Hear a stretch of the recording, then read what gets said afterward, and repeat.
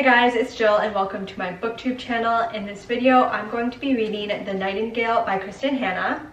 This reading vlog is going to have full spoilers, just as a warning for those of you who haven't read this. And I'm really excited because the only other Kristin book that I've read is The Woman, and that so far has been my favorite book of 2024. And my mom read this one, loved it. A few other people I've talked to before have read it and love it. And overall on Goodreads, it has amazing reviews as well. So I'm just going to get right into this and I'll give you guys an update really soon.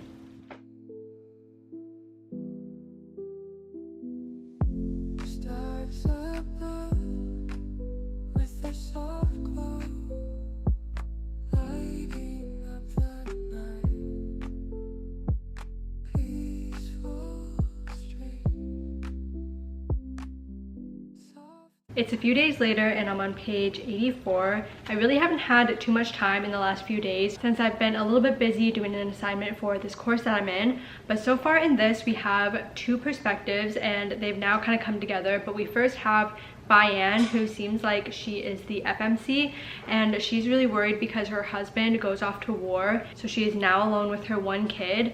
And the very first chapter though says that her husband died, and then it's kind of like a flashback moment. So I guess we kind of already know what the outcome is from the start. And I know people say this book is really sad, so I'm kind of interested to see if that is the sad part of her husband dying. Kind of like the book If He Had Been With Me, like we are prefaced with that happening and then it like happens later as well. So I'm wondering if this is going to be the same layout. And then a few chapters in, we get another POV, and this one is Isabel, and she is kind of a troublemaker. She's run away from school multiple times ever since she was young, and she goes back to her dad's house, and her dad isn't really happy with this, but he does allow her to stay. And this is all in France, by the way. A little bit after that though, France is invaded by Germany, and Isabel's dad tells her to go to her sister's place, and her sister is Bayan. So the connection at first, I was like, I don't really see like what is happening with these two stories, but then it connects pretty quickly that they're sisters. So she does this, and on the way she ends up meeting this guy, and at first he seemed pretty good. His name was Guyet, and he agrees that they would travel together and he would take her first to her sister's house, and then they would go to his mother's house before going off and fighting in the war.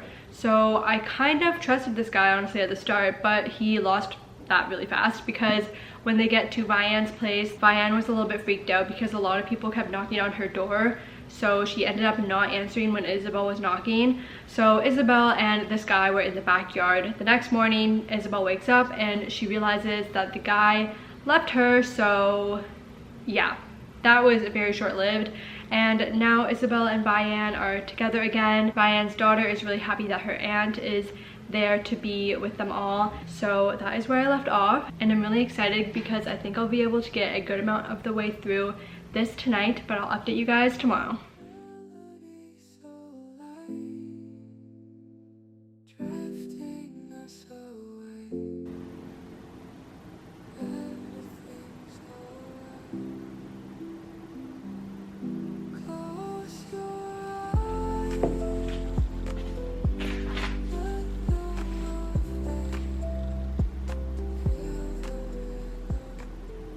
Hey guys, I'm at my parents' house, so the backgrounds will be a little bit different, but I'm now on page 261, and I'm about, I think, maybe like almost halfway through. So Bayan and her daughter Sophie, as well as Isabel, have been living all together in a house in this little town, thinking that they're going to be safe from the war. But then Germans, very soon afterwards, they invade the town. They instruct this soldier to live in kind of like a building situation, is what he said. So it's kind of tense in the house, especially because Isabel is, like I said before, she's pretty headstrong and she kind of just says and does what she wants. So she is a little bit hostile towards this soldier, but Bayan is trying to keep the peace and trying to cooperate and do as she's told, whereas Isabel is not afraid to stand up for herself and pretty much just say whatever she wants to the soldiers. I feel like it makes sense though because Bayan has her daughter Sophie to worry about, so she just wants to play her cards right and do what she's told so that she doesn't get into any trouble. And also she's waiting for her husband to come back. One day Isabel is walking around town and she gets caught by some rebels who ask her to do a favor for them, to essentially distribute these letters secretly, which these letters are criticizing how France has surrendered to Germany. and this is a very dangerous task and could end up getting her killed if she was caught by the Germans. But she is successful in carrying out this task, so then the leader asks her to go to Paris to do something else for her, which she had to get a special permission slip kind of thing to even leave her little town and go to Paris. So she does that, which Vianne is so upset with her for doing this, because this is when Vianne finds out that she is part of this kind of rebel group. And when Vianne finds out that Isabelle's going to do this, she really doesn't want her to do this and is trying to convince her otherwise, just because she knows how dangerous and risky it is to even lie to get out of the city. But of course, Isabelle leaves anyway, and her dad actually lives in Paris. So she goes and sees her dad, which her dad is not happy to see her, and actually says that the next day she should go back to the little town. And he says that he's working actually for the enemy, which I was like, of course he is, because the dad sucks and he's just awful. But it's actually discovered that he is also part of this resistance. There was a POV that was set like 50-ish years later in 1995. This is all set in the 1940s also. I don't think I've said that before. But the more present POV, I was kind of unsure who it was, if it was Isabelle or Vianne's POV. But later I did discover that it's actually Isabelle's POV based on the fake name that she's now having to use when she's in Paris. So I'm really interested to see how it all ties together with the different timelines. So Vianne, though, she actually got fired from her job. She was a teacher, and currently she's freaking out because it's about to be winter and she can't afford, obviously without a job, to feed Sophie and to feed herself even, which she told the soldier that's living with her, and he's like, oh well, you don't have to worry about it, it's okay. So I feel like he's going to just like take care of them, and I feel like Vianne and him are going to be like in a relationship at some point, which is not what I want to happen.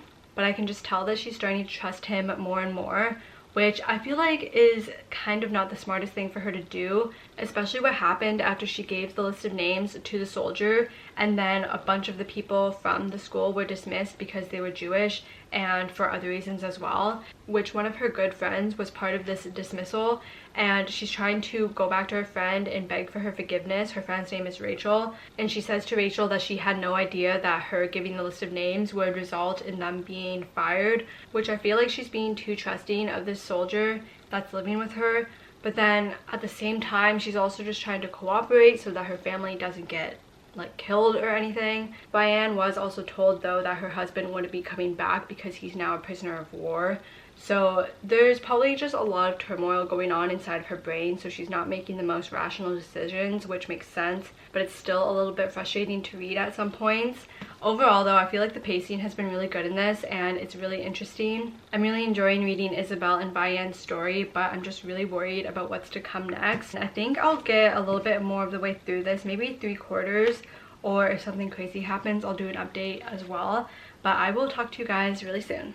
Okay, so Isabelle, also known as Juliette, who's also known as the Nightingale now, she's helping a bunch of airmen go from France to Spain, and in Spain is where there's a British consulate. It turns out that Guyette is also part of this rebellion, so Isabelle's kind of happy about that, a little bit unsure, but I think sooner or later they're going to kind of get together at some point. Also, I think I changed my mind about the soldier that's staying with Vianne. I think he does have good intentions and does care about Vianne and Sophie. I feel like he was put into the story to kind of prove a point that everyone in this war is human and just doing what they have to do in order to survive. He even warns Vianne and Rachel, because Rachel is Jewish, he warns her that she should hide the next day, because he knows the next day they're going to be gathering the Jewish people to send them to concentration camps. So then Rachel hides in Vianne's cellar the next day. They think in the afternoon that everything is fine, so then Rachel tries to go back to her house to just kind of freshen up and bathe and whatnot, but unfortunately she does end up getting caught. So she was shipped off, and her youngest daughter Sarah was shot when they were originally trying to escape. So her youngest son, he now has a different name so that he can be safe for when eventually they decide that they want to ship off the kids as well. So as Isabelle is constantly helping these airmen escape, she actually helps one that crashes near Vianne's house, and she knows about the cellar in Vianne's backyard barn. So she brings the airman to the barn, and at the same time the soldier that is staying with Vianne is trying to look for this man, which he's going to get in a lot of trouble if he does not find him. So I'm just at the part where he's going to the barn and he knows about the cellar that Rachel was in before. So he's just about to go look into the cellar, and I have a feeling that Isabel and the airman have already left, even though the airman is dead, and I feel like this guy won't find them. But Vianne is freaking out because in the afternoon she found Isabel and the airman in the cellar, so she knows that they're there. So it's extremely tense at the moment, and I'm really eager to see what happens. Okay, it turns out I was actually quite wrong. So what ended up happening was that the captain slash soldier, just as he was opening the cellar, Vianne took a shovel and hit him over the head. At the same time, Isabel had a gun and she shot the captain in the chest. So he ends up dying, but then at the same time his gun also went off and this one hit Isabel, who was bleeding out a lot, but Vianne was luckily able to stitch up her wound, which I did not expect those events to take place at all. I really thought that Isabel would have taken the airmen and the others away from the cellar, but at the same time, where else would they hide? There aren't really other places that they could go. And there was another chapter that was set in 1995, which I guess is the 50th anniversary of the war being over, and Isabel is invited to the celebration party in Paris. But it seems like, based off of this really short chapter, that after the war, Isabel kind of just turned into a shell of herself and she didn't really talk much about it, and she was just traumatized, obviously. Probably just wanted to forget about everything that happened, and maybe didn't really talk about it with her kids or anything of what her role in the war was. So when she initially got this invitation to go to Paris, she didn't really want to go, but at the end of that last chapter I read, she ends up taking the plane to Paris, so she is going to attend this celebration. But then back in the past POV, Vianne doesn't have a captain at her house anymore, so it's decided that a new captain will stay with her, but this new one is awful and just treats Vianne and her children like slaves, really. But where I just left off is Vianne starting this kind of movement, I guess, where she's going to help Jewish children escape, which is extremely risky because if she's caught, obviously she's just going to be killed. But she's trying to save these children with the help of the church and save them from the Nazis that are trying to just deport them. I'm now on page 425, and I think I can actually finish this today, maybe. I guess it's 3 o'clock now. Maybe I might finish this today or tonight probably, and it might be my final update that's after this.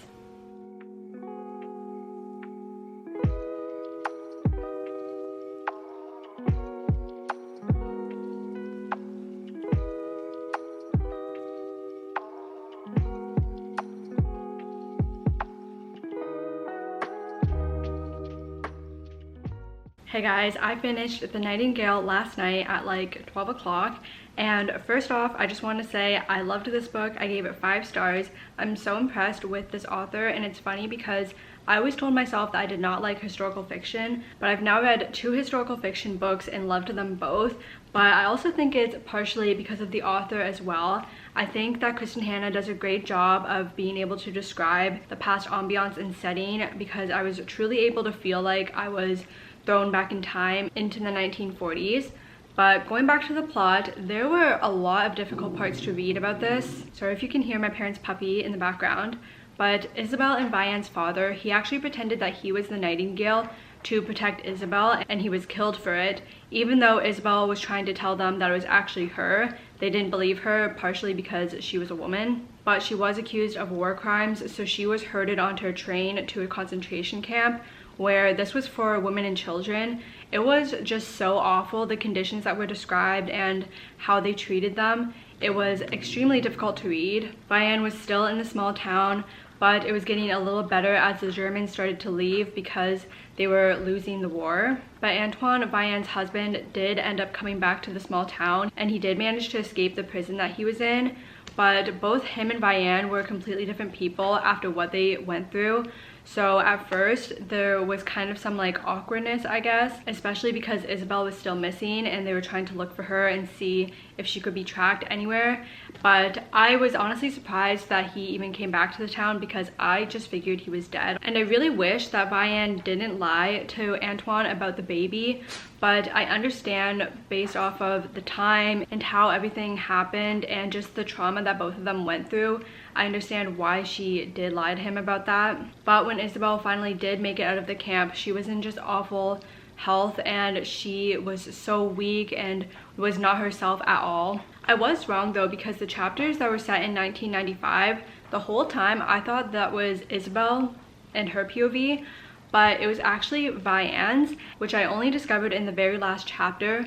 So what ended up happening was after the concentration camp that Isabel was in, she came back home. Again, she was just so sick. She died shortly after that, which I did go back to that previous chapter where she did die, and it was kind of implied that that happened without directly saying it, which I thought was good for the author to do, because when it's discovered that she actually did die, I was just so shocked. Vianne's daughter Sophie, she also died in around 1980s, which was really sad to read as well. Guyette, he had a daughter, he named her after Isabel, which was very sweet. And Julian is Vianne's son and the baby that she had right after the war. And at the end, she finally agrees to tell Julian everything that happened during the war and all that her as well as Isabel endured, which up until that point, I feel like she was just so upset and traumatized by everything that her and Isabel went through. So that's why she was kind of not really wanting to talk to Julian about it. This was extremely devastating and difficult to read, especially at the end when Isabel was in the concentration camp and everything that Vianne had to go and endure in her own home. It literally had my heart beating so fast, trying to see if Isabel would get caught when she's bringing the airmen to the safe place, and then when Vianne was helping the Jewish children at the church. It was so high stakes. I definitely cried when Ari, who was Rachel's son, was taken to the US to go live with his relatives. And I understand why they did that, to preserve the Jewish culture and everything, but it was extremely sad to read about, and I was really happy when Vianne and him finally reconnected during the celebration in 1995. I felt like this book was extremely engaging. Even at the start, it was a little bit slower than the second half, but I still really wanted to know what happened, and I was still really excited and eager to read on. I loved both sisters. They were just so strong and brave considering the horrendous things that happened to them and the situations they were put in. And again, this was my second book by Kristin and the second book that I also rated 5 stars by her. So I feel like I might have a new favorite author, and my mom actually has Winter Garden, so I'm going to start this one very soon. But that's going to be it for this reading vlog. If you guys have read The Nightingale, please let me know your thoughts on it in a comment down below. Don't forget to give this video a like and subscribe to my channel for more book content, and I will see you guys in a new video next week. Bye!